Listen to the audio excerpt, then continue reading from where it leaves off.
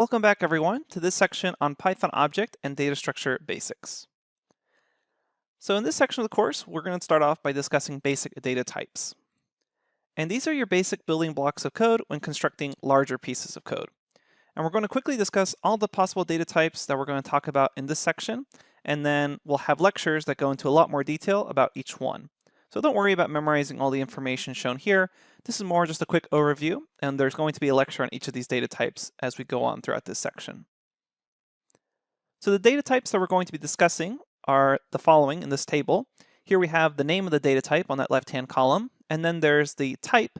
So what that means is just Python has an internal keyword for this name, and you're not going to get the whole word integer, the whole word floating point. Instead, Python has kind of a shortened keyword. So that's the second column, such as int for integer, str for strings, etc. Then we have the description column, and that's just going to be what the actual description of the data type is. So let's quickly go through these.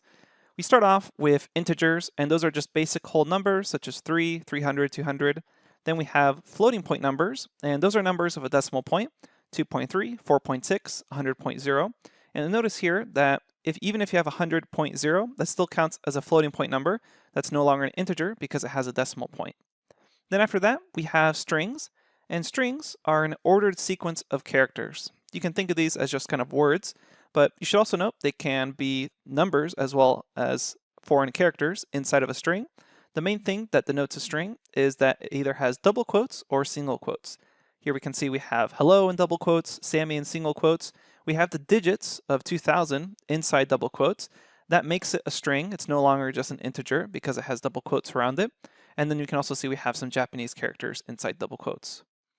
Then we come to data structures, and data structures are a little more specialized than basic data types and data objects because they can actually hold data objects in some sort of sequence or in some sort of mapping. So here we have lists, and these are an ordered sequence of objects. Here we can see that we've been able to use square brackets and commas to have a sequence of other objects, such as the number 10, the string hello, and then the number 200.3.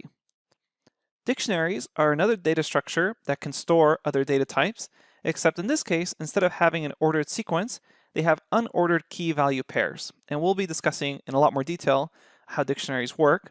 But here we can see that we have a key, then a colon, and then a value, and it's denoted by curly braces as far as if it's a dictionary instead of just being a normal list, which has square brackets. But then we can have something like name, and then colon, and then the value of that name is Frankie. Again, we'll be discussing dictionaries in a lot more detail. After dictionaries, we have tuples. Sometimes they're also called tuples. And these are ordered immutable sequences of objects. They look a lot like lists, except they have parentheses, and they're immutable, meaning you cannot change an object that's already in that sequence. So we'll be discussing what immutable means in a lot more detail when discussing tuples. Then we have sets, which are an unordered collection of unique objects. And again, we'll talk about that in a lot more detail. They're a little similar to a dictionary, but they don't have key value pairs.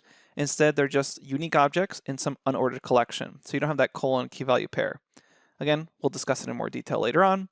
Then finally, we'll talk about booleans, which are just logical values indicating true or false. Notice how we have capital T and capital F. That sort of syntax is necessary for Python. So those are all the basic data types. Again, don't worry if you didn't understand any of this or didn't want to memorize any of this. We're going to have a lecture on basically each of these topics in a lot more detail and show you how you can use them to write your own code. Okay, let's get started. I'll see you at the next lecture.